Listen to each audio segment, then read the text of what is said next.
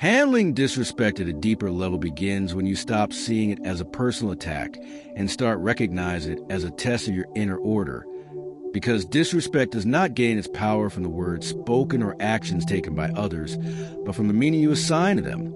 And Stoic wisdom teaches that no one can insult your character unless you allow their behavior to define your self-worth. Lesson 2 is about moving beyond reactive defense into strategic self-command, where you understand that every act of disrespect reveals more about the other person's emotional state, insecurities, and conditioning than it ever could about your value. And once this realization settles into your mind, the urge to prove yourself, explain yourself, or retaliate begins to fade. Many people believe respect is demanded through aggression or dominance, but true respect is often earned through calm certainty. Because when you remain composed in the face of disrespect, you demonstrate that. Your stability does not depend on external validation, and this silent strength unsettles those who seek to provoke reactions. Stoicism emphasizes the concept of control, dividing life into what is within your power, your thoughts, judgments, responses, and what is not, other people's opinions, moods, and behavior. And disrespect falls entirely into the latter category, meaning your suffering comes not from the act itself, but from attempting to control something inherently uncontrollable. Lesson 2 asks you to observe your internal reactions carefully, to notice the tightening in your chest, the rush of anger, the impulse to respond sharply, and instead of suppressing these feelings or acting on them blindly, you pause and acknowledge them without obedience. Because emotions are signals, not commands, and mastery lies in listening without surrendering. Disrespect often triggers the ego's need for superiority or justice, pushing you to correct, confront, or humiliate in return. But Stoic discipline teaches that the ego is easily offended because it is fragile, while a grounded sense of self remains unshaken. Understanding that dignity does not require public defense and silence, when chosen consciously, can be a powerful statement of self-respect rather than weakness.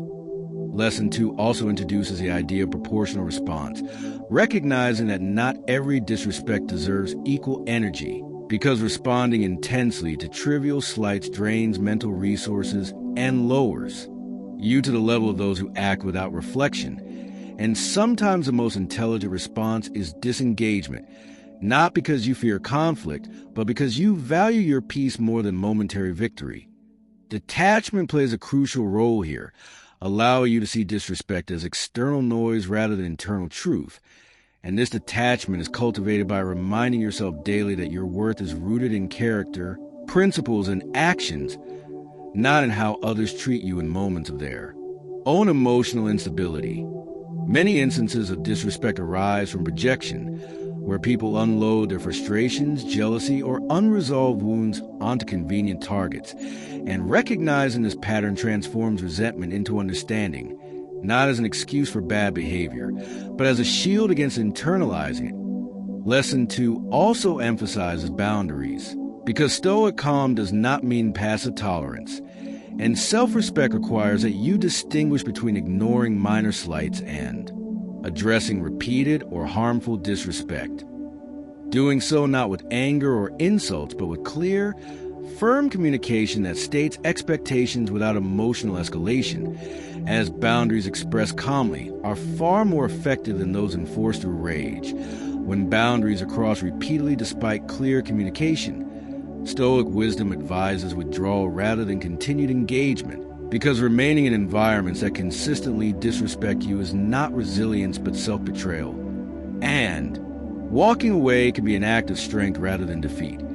Another key insight of Lesson 2 is understanding timing, realizing that responding immediately while emotions are high often leads to regret, whereas delayed responses, or no response at all, allow clarity to guide action.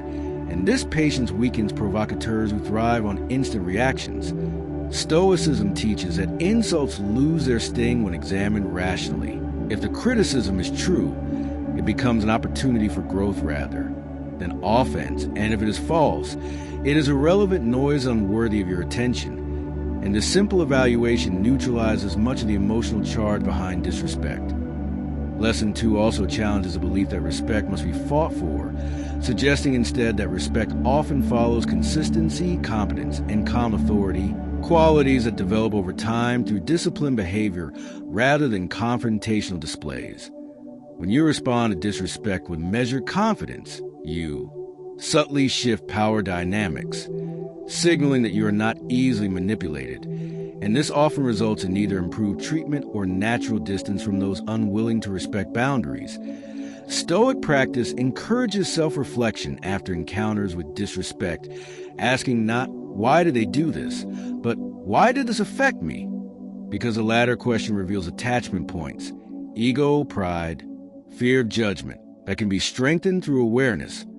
Lesson 2 also acknowledges that some disrespect is systemic or situational, embedded in toxic environments or hierarchies, and in such cases, Stoic resilience involves strategic planning rather than emotional endurance, such as preparing exits, building independence, or reducing exposure, because wisdom lies not in enduring every storm but in choosing which storms are worth facing.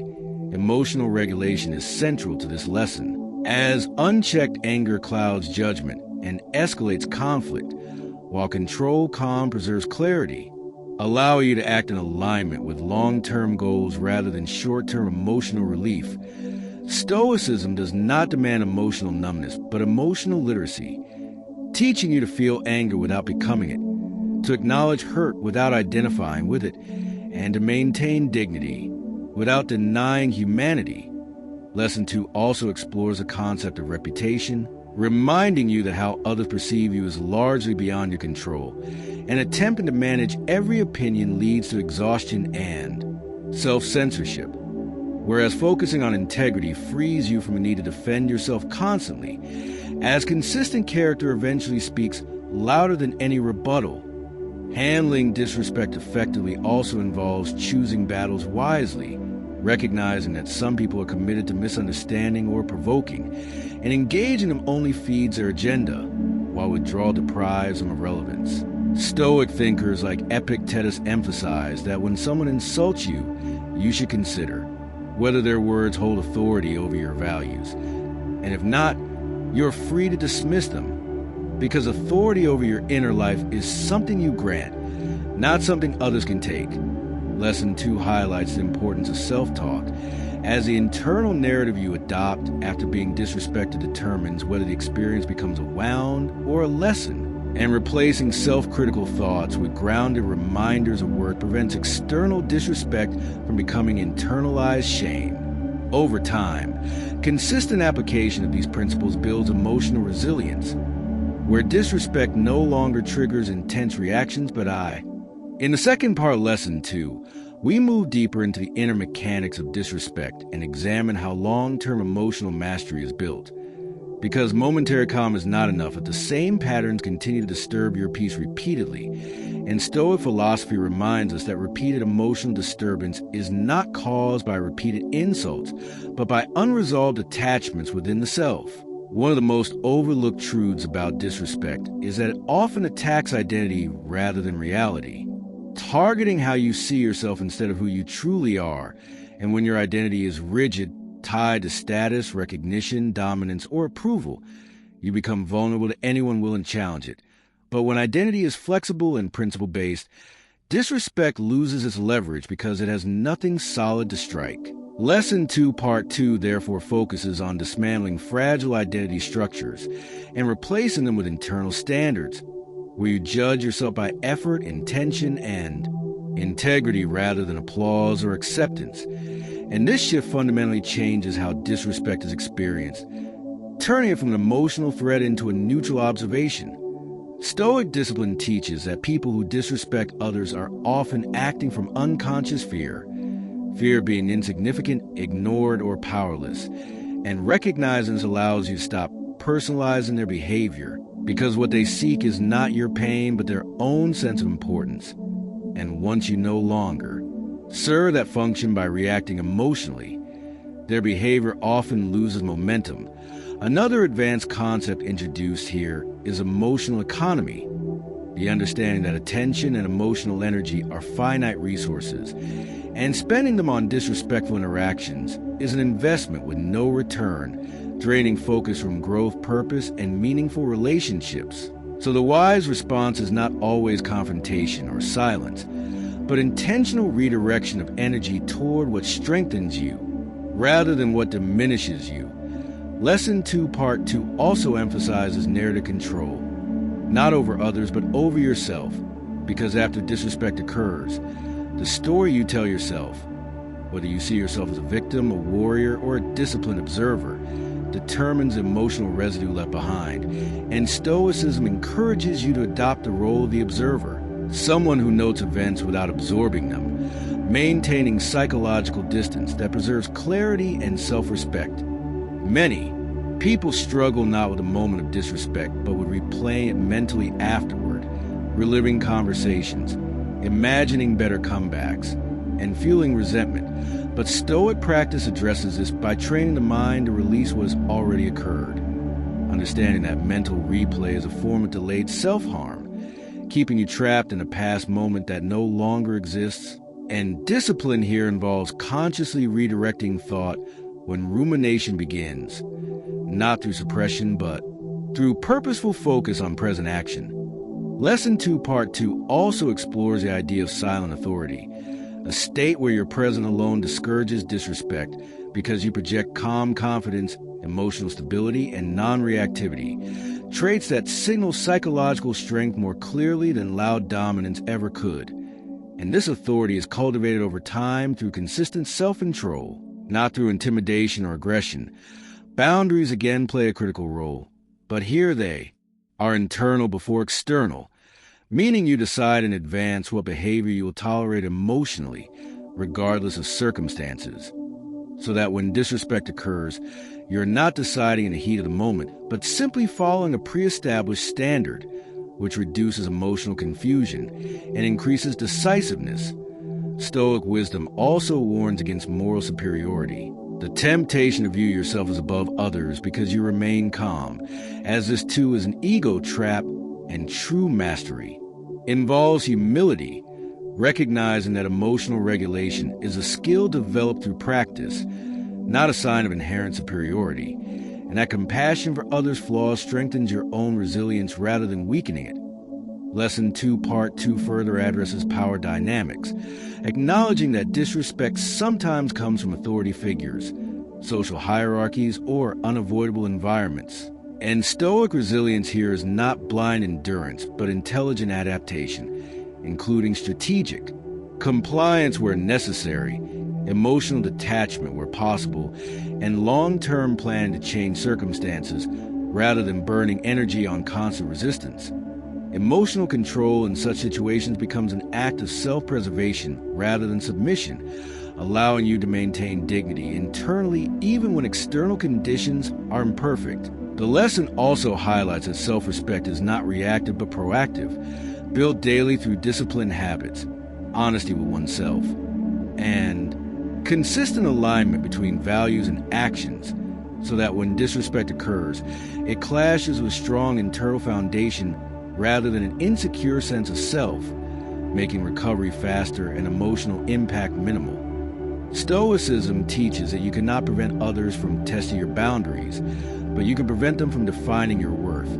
And this distinction is central to long-term emotional freedom. Lesson 2, Part 2 introduces a practice of voluntary discomfort, a Stoic exercise, where you intentionally expose yourself to mild challenges or criticism to build emotional tolerance, training the mind to remain steady under pressure so that real-world disrespect feels less overwhelming, much like physical training prepares the body for strain.